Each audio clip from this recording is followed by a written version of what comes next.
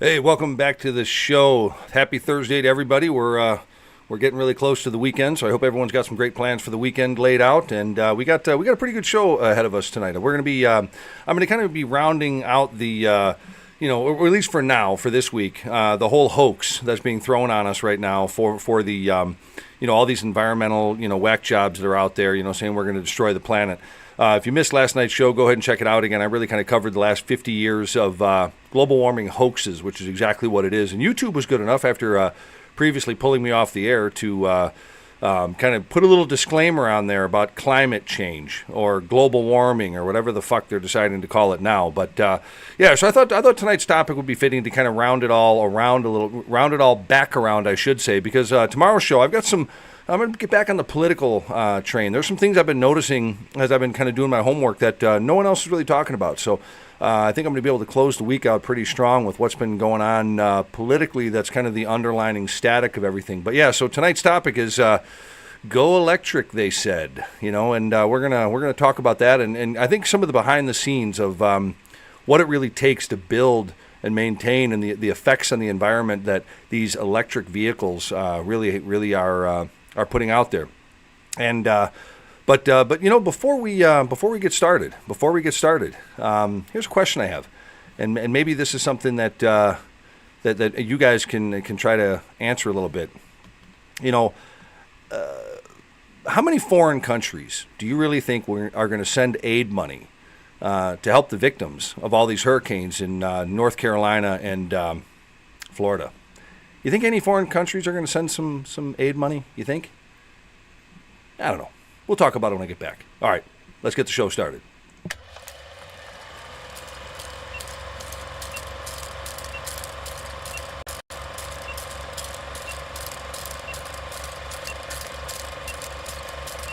Break 'em on. This is America First Radio. Patriots, get your ears on because we're blowing the speakers out.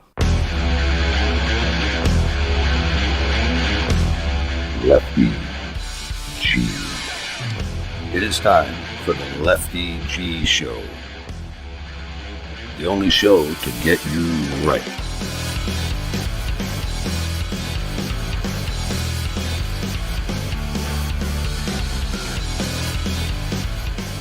Get ready to get right with Lefty. Your voice taking you down Freedom Road. Now, here's your host, Lefty G. Let's hit the fucking road! Let's just take Florida, for example, which is one of the fastest growing beachfront condominiums on the planet. In the prospectus, when you invest, there should be, in the footnotes, if global warming is for real, they won't put it that way, global warming happens and water rises 10 feet, this investment you made is fuck all. Not one single investment prospectus written this century has alluded to global warming. Not one motherfucker. If it were really true, the banks wouldn't invest. The banks wouldn't finance. Not one motherfucking condominium. Because the financial institutions, the banks of this world know it's not going to happen. Otherwise, you couldn't get a goddamn loan in London. You know those 30, 40-year mortgages? The world will be over by then. With the greatest respect, ma'am, it's the greatest fraud that's been perpetrated on mankind this century. I love that clip. I really do. So that was kind of a post-amble, if you will, from last night's show. That was kind of sent to me by a listener right after I was off the air last night, and I thought that was just an unbelievably appropriate clip. But yeah, so tonight we're going to be talking about the whole concept and the whole big propaganda piece of going electric. Go electric, they said, and I guess it's kind of funny because as I was kind of doing some research and kind of thinking about what I want to talk about tonight, I came across an interesting piece where, you guys have heard of Hertz, the car rental company. They're selling off, I should say, 20,000 electric cars in its fleet. Wonder why. To kind of back up a little bit, to kind of set the table here on the topic is, Donald Trump, came out and had some comments about electric vehicles and, what he was planning on doing moving forward with the auto industry. And he again said on Monday that if elected, which I'm going to tell you right now, 92% chance that he's going to beat Camel Toe Harris, no problem. And And I think he's gonna. I think he's really gonna give her a shellacking. Like I said, she hasn't had a good one like that since Willie Brown. But anyway, Donald Trump came back and he said on Monday that if elected, he would consider ending the $7,500 tax credit for electric vehicle purchases. And that he would also be naming the current Tesla CEO Elon Musk to a cabinet or advisory role.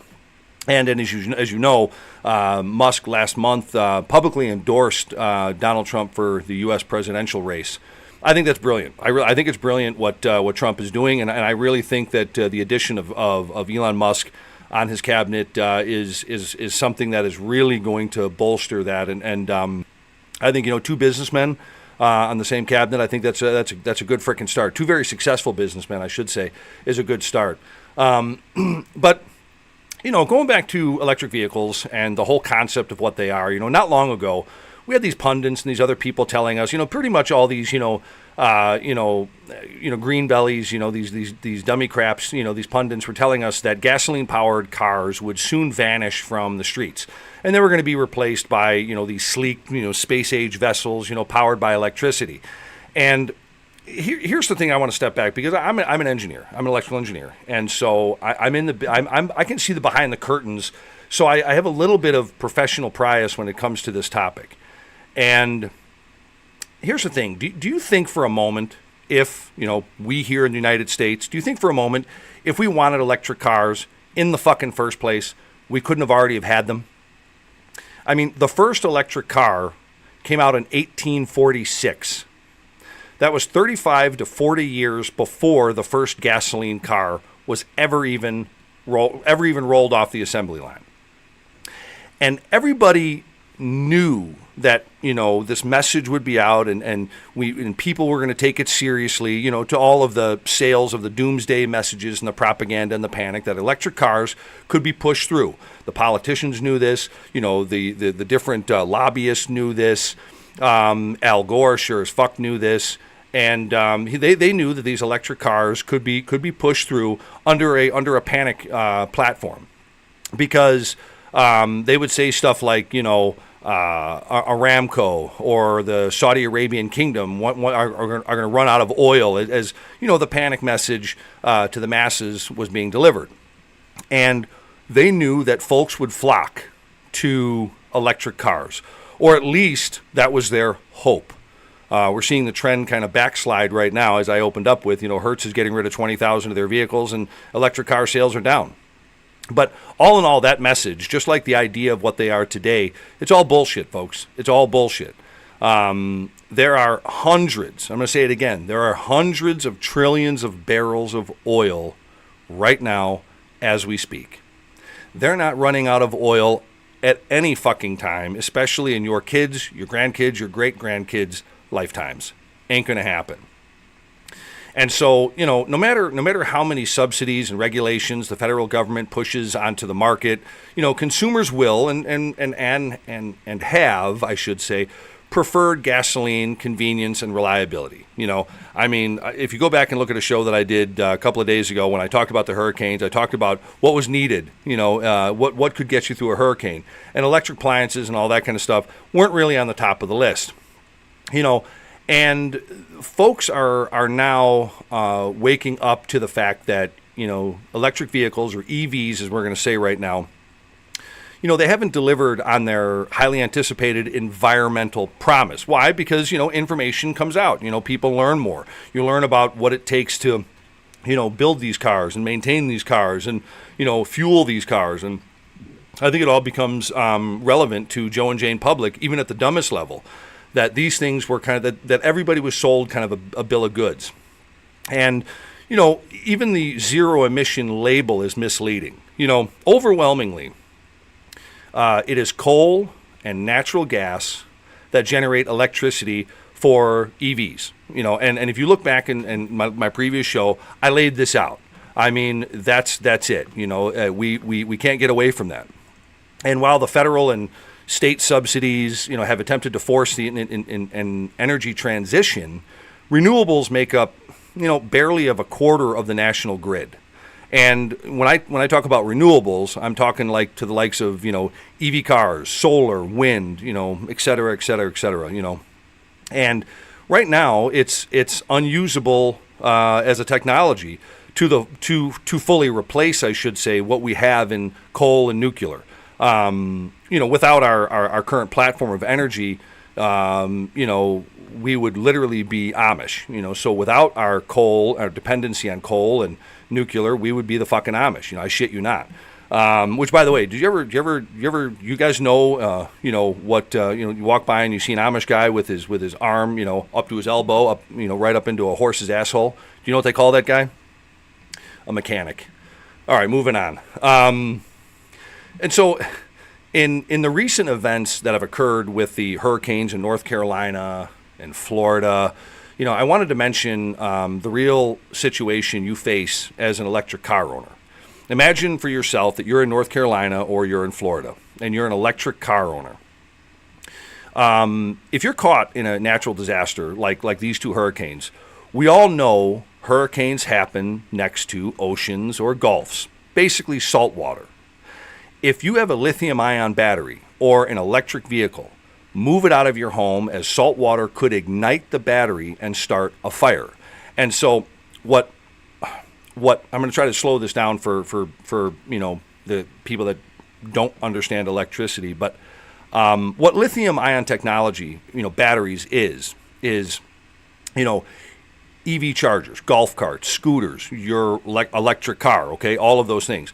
And so, for instance, in Florida last night, there have already been over 32 fires in the Tampa area, solely because of this hazardous mixture of lithium and salt water. And they're calling it, EV-related flood effects, where in a few of those cases, the entire house is burned to the ground. And this is called, and what happens when you have this with this type of a battery, and I'll get into what this is a little bit here in a few minutes here in the show, but it's called thermal runaway. And that's where it will burn, the battery and the system will burn until it doesn't have any fuel left, period. And the fire department can't put it out with water, and their Ansel systems are not on the back of their large fire trucks, because they have to look at the multitude of the fires they can fight with the water. That's going to win over. So, and not to mention, guys, in frigid weather, like here in the Chicagoland area, the Midwest, or, God forbid, if you're anywhere in Alaska, those fragile EV batteries are forced to drain their own power to maintain their warmth. I mean, just last year, look at how many of those Teslas were on the side of the road in and around the Chicagoland area because it was, heavy snow, and below zero temperatures. So, they're not reliable in many different climate situations. It doesn't have to be a disaster like a hurricane. It can simply just be the change of the fucking sceneries or seasons. But look, let's go to the batteries themselves, because that's really the source of what everybody is saying is the environmental, goody two-shoes, right? They're saying that evil gas with its exhaust is bad and batteries are great. And I'm here to give you the truth about what that is. Battery materials, the items that are used to manufacture batteries are scarce, and they must be mined in problematic areas. And I'm going to get to that point in a minute. When I talk about problematic areas, because you got all these bleeding heart fucking liberals that talk about, rights for this and rights for that and tolerance for this and tolerance for that. And they're ignoring probably one of the most vicious industries right under their fucking nose. But then again, half of them have an Apple iPhone, where the plants in China that manufacture Apple iPhones have literally nets, so when the workers go so crazy, they jump out of the, 20th story window, there's a net to catch them so that they don't die and they go right back to forced slavery again. So, that's China. And China does, the dinks do kind of, fit back into this here as well. So let's go to the actual support system, the grid. The electric transmission grid in the United States can't handle the extra demand. And we can't put enough renewable energy, which, again, is another, stack of bullshit, as far as, wind farms and solar panels and all that kind of stuff. That's all hocus pocus stuff right now. They can't put it on the grid for EVs to make a maximum climate impact. Charging infrastructure is woefully inadequate, and we are decades, and I'm serious, guys, we're decades away from making it reliable to support the electric vehicle markets. We have to accept that. That's a fact of the matter.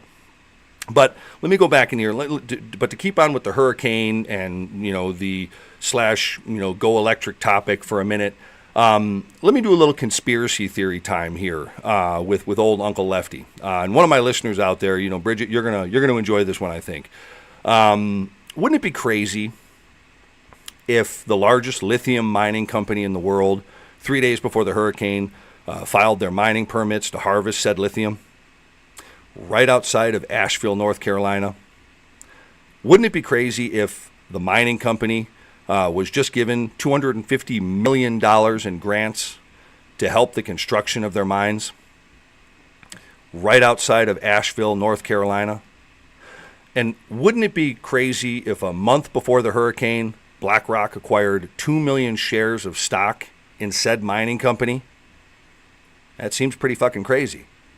But wouldn't it be crazy if, say, the residents in that area that opposed the mine, they had all their homes and properties destroyed by a hurricane? If you don't think there's a coincidence there, look at Katrina. Look at the Gulf Coast region, all that nice beachfront property where all those homes were lost in and around New Orleans. Have all those people come back? Have they rebuilt all those homes? Check into that for me, and we'll talk later on. So I guess what I'm kind of saying by throwing that little bit of fun out there is, do you really think for a minute politicians give a solitary fuck about the environment? Do you really think Al Gore gives a fuck about the environment? The amount of lithium that they're digging up to make batteries, or the cobalt mining to make the batteries, will do far more damage to the environment than the petrol engine ever could do, period. They want us to have all electric cars. Quite honestly, their end game, for control. They want to be able to shut them off. That's the only reason that they want us to have one. They can't turn off your combustion engine, but they can turn off your fucking electric car just like that. But let's stick with the cobalt here for a second. Cobalt is an essential component of EV batteries. It's primarily mined in the Democratic Republic of the Congo, Africa, in mines owned and controlled by the Dinks, the Chinese Communist Party. So let that sink in for a second. Children as young as 4 labor in toxic dust, earning just $1 or $2 a day to mine cobalt. Again, cobalt mining involves human rights violations that also include kidnapping and murder.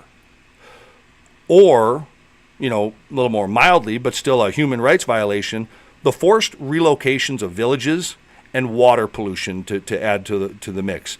So where are all these Libby Lou-Hoos in their pink pussy hats protesting for all of these poor people?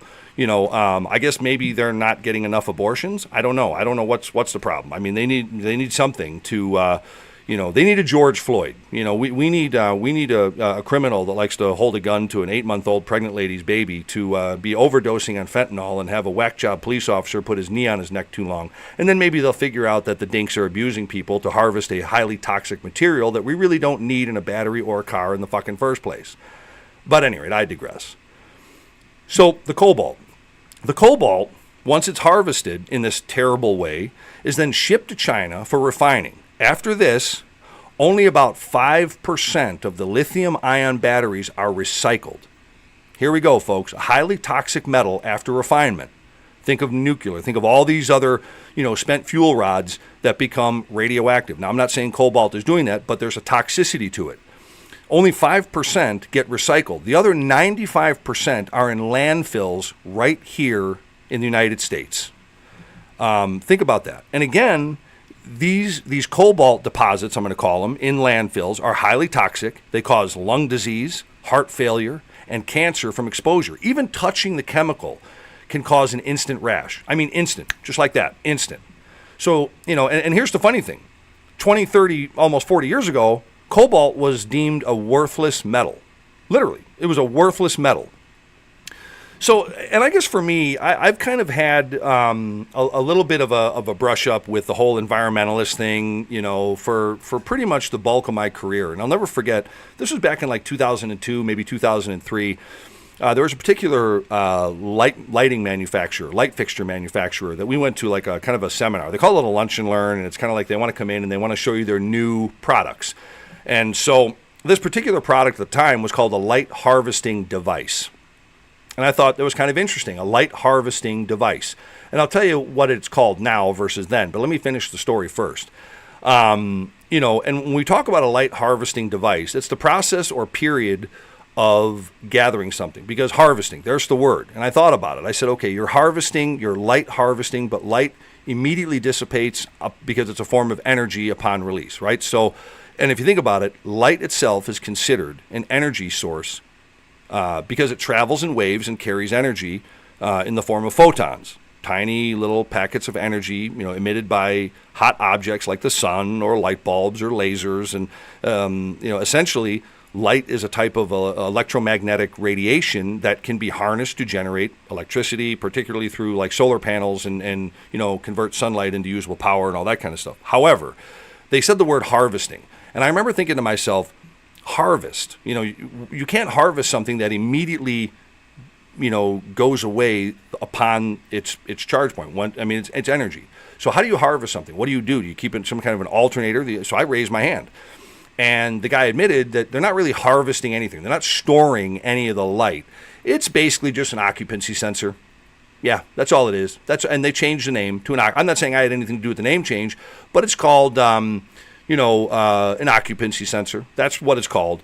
And I think it's funny that, just like with the whole environmentalist movement where it's all global warming and climate change, and they changed the name to that, it went from a light harvesting device to an occupancy sensor. They're not harvesting anything, and there is no global warming. And, I think that we have to wake up and understand what the reality is and stop being, headline humpers and get into the whole story and realize that there's a bigger picture here. And politicians don't care. And a little bit of what, I'll give you a preface of what I'm going to talk about in tomorrow's show, is politics to me is like professional wrestling. I think a lot of the Democrats and a lot of the Republicans, and I'm going to point this out in some undertone things I've kind of uncovered in tomorrow's show, that I think it's a lot like professional wrestling. They sit back in the locker room and they know exactly who's going to win. They're pals. When the cameras aren't on, and we're not staring at them, they're buddy-buddy. They eat at the same restaurants. They walk around the same hallways. Their offices are pretty close to each other. They don't separate, Republicans from Democrats in their private Senate or congressional offices. We saw that on the whole on January 6th phony riot that everyone likes to talk about. So, the thing is that I think there's a lot of malarkey going on, and I think the only way that we can get beyond it as a populace is to inform each other, do our own homework, be aware. And that's kind of what I wanted to present to you today is one of the things that they're trying to do, because, again, this is a money grab. This is an industry grab, and politicians, they're never going to care for you. The government's not here to help you. The government is here to work for us, we the people. Remember that.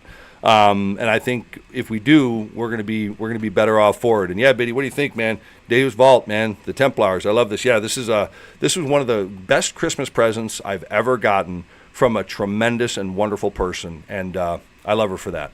So, guys, I really appreciate you joining me here on a Thursday night. You guys have an awesome evening, and we'll see you back here on Friday. And don't forget to please like and subscribe and hit the bell button to continue to get more on the Lefty G experience. But remember, peace through strength.